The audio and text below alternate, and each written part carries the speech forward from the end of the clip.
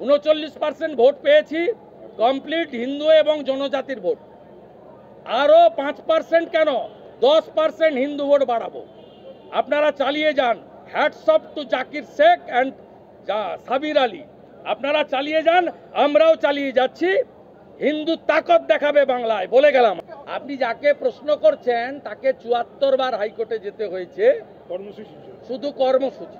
সমর্থকরা জনগণ জড়ো হবে, আমার কথা বা রাজ্যের কথা বা আমার দলের কথা আমি বলবো, যেটা বাবা সাহেব আম্বেদকর আমাকে সংবিধানে দিয়ে গেছে, তার জন্য যেতে হয়েছে, কোনো আইন অমান্য নয়। মহাকরণ আপনার কর্পোরেশন দখল, নবান্ন দখল নয়, ল ভাইলেশন নয়। টু এক্সপ্রেস মাই স্পিচ, যেটা আমাকে কনস্টিটিউশন প্রোটেক্ট করে দিয়ে গেছে, তার জন্য 74 time I went to the Calcutta high and got proper permission.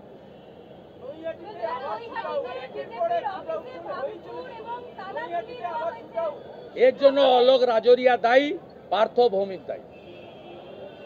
উল্টে ভারতীয় জনতা পার্টি কর্মীদের বাড়ি ভেঙেছে 8টা।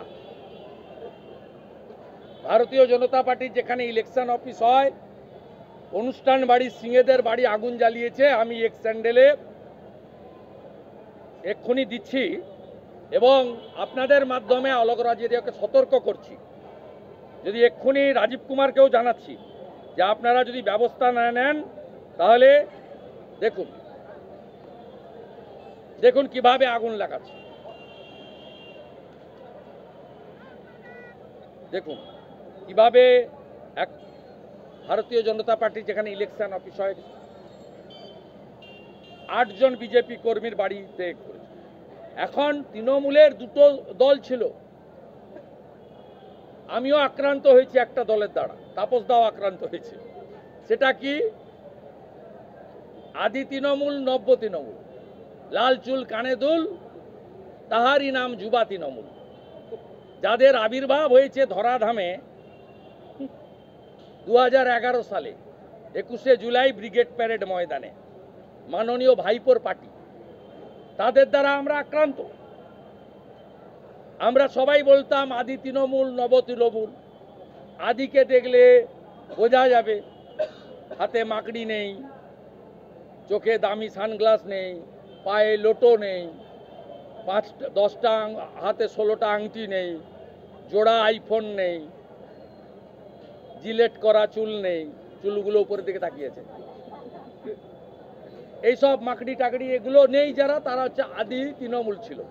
তারপরে এলো নব্য তৃণমূল, ভাইপো, তার সঙ্গে বিনয় মিশ্র, তার সঙ্গে হুগলির শান্তনু, তারপরে এখানে সৌম্য বক্সি, অনেক এরা আছে, সব চোর ডাকাত, কুন্তল ইত্যাদি ইত্যাদি। এরপরে এখন রিসেন্ট আপনার বহরমপুরে মার্ডার হওয়ার পরে, তারপরে দুলাল সরকারের মার্ডারের পরে, সুশান্ত ঘোষের উপরে গুলি চালানোর পরে, সন্দেশখালীর এমএলএ সুকুমার মাহাতোকে মারার পরে, মিনাখার এমএলএর উপরে গুলি চালানোর পরে এখন 2টো তৃণমূল তৈরি হয়েছে, আক্রমণকারী তৃণমূল, আক্রান্ত তৃণমূল। দুয়ারে সরকারেও বন্দুক হাতে আক্রমণকারী তৃণমূল, দুয়ারে সরকারে হাডুডি খেলায় গুলি ছুটছে, নতুন তৃণমূলের আক্রমণকারী তৃণমূল। দুলাল সরকার মৃত কার হাতে? ইংরেজবাজার পৌরসভার মাননীয় councillor, town president Narendranath Tewari, Nandu তেওয়ারির হাতে। আমার কথা না, রাজীব কুমারের কথা। মাননীয় ভাইপোর পার্টি, তাদের দ্বারা আমরা আক্রান্ত। আমরা সবাই বলতাম আদি তৃণমূল, নব তৃণমূল। আদিকে দেখলে বোঝা যাবে হাতে মাকড়ি নেই, চোখে দামি সানগ্লাস নেই, পায়ে লোটো নেই, 5-10টা হাতে 16টা আংটি নেই, জোড়া আইফোন নেই, জিলেট করা চুল নেই, চুলগুলো উপরের দিকে তাকিয়েছে, এইসব মাকড়ি টাকড়ি এগুলো নেই যারা, তারা হচ্ছে আদি তৃণমূল ছিল। তারপরে এলো নব্য তৃণমূল, ভাইপো, তার সঙ্গে বিনয় মিশ্র, তার সঙ্গে হুগলির শান্তনু, তারপরে এখানে সৌম্য বক্সী, অনেক এরা আছে, সব চোর ডাকাত কুন্তল ইত্যাদি ইত্যাদি। এরপরে এখন রিসেন্ট আপনার বহরমপুরে মার্ডার হওয়ার পরে, তারপরে দুলাল সরকারের মার্ডারের পরে, সুশান্ত ঘোষের উপরে গুলি চালানোর পরে, সন্দেশখালীর এমএলএ সুকুমার মাহাতোকে মারার পরে, মিনাখার এমএলএর উপরে গুলি চালানোর পরে এখন দুটো তৃণমূল তৈরি হয়েছে, আক্রমণকারী তৃণমূল, আক্রান্ত তৃণমূল। দুয়ারে সরকারেও বন্দুক হাতে আক্রমণকারী তৃণমূল, দুয়ারে সরকারে হাডুডি খেলায় গুলি ছুটছে, নতুন তৃণমূলের আক্রমণকারী তৃণমূল। দুলাল সরকার মৃত কার হাতে? ইংরেজবাজার পৌরসভার মাননীয় councillor, town president Narendranath Tewari, Nandu তেওয়ারির হাতে। আমার কথা না, রাজীব কুমারের কথা। হ্যাঁ, এই তো আমরা আশা করেছিলাম যে 26 সালে পিসি ভাইপো জিতলে 31 সালে আমরা এটা দেখব, কারণ ববি হাকিম চাইছেন 50% পেরিয়ে যাক। উনি বলছেন যে আমরা এখন 33%, 50 হয়ে গেলে সারিয়া কানুন চালু করে দেবো। ওরা ওপেনলি বলছেন, লুকিয়ে চুরিয়ে না। আপনারা দেখাচ্ছেনও, আমরা প্রতিবাদ করছি, এক কান দিয়ে ঢুকছে, এক কান দিয়ে বেরিয়ে যাচ্ছে, কিন্তু তিনি ওপেনলি বলছেন। তা আমরা তো এখনই দেখছি যে 24-25-এই বাংলাদেশ হয়ে গেছে।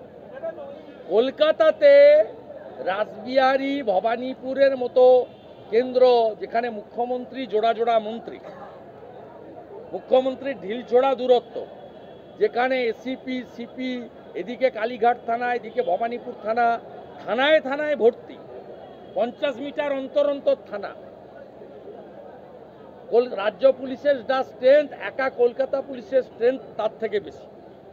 সেখানে আপনার জয়েন্ট সিপি মর্যাদার অফিসার আইপিএসকে দিয়ে যত রকম বন্দুক আছে ঘিরে বাগদেবীর আরাধনা হবে, বিদ্যার্থীরা তারা পুষ্পাঞ্জলি দেবে মাকে। তাহলে তো মালদা, মুর্শিদাবাদ, উত্তর দিনাজপুর, উত্তর 24 পরগনা, দক্ষিণ 24 পরগনা, যে 9টা জেলা বাংলাদেশের বর্ডারে আছে, সেখানকার অবস্থা সহজে অনুমেয়। গড়বেতা, কেশপুর, কোতলপুর, জয়পুরের অবস্থা সহজে অনুমেয়। হুসগ্রাম, মঙ্গলকাট, নানুরের অবস্থা সহজে অনুমেয়। গোসাবা, বাসন্তী, ভাঙড়, হিঙ্গলগঞ্জ, মিনাখা, বাদুড়িয়ার অবস্থা সহজে অনুমেয়।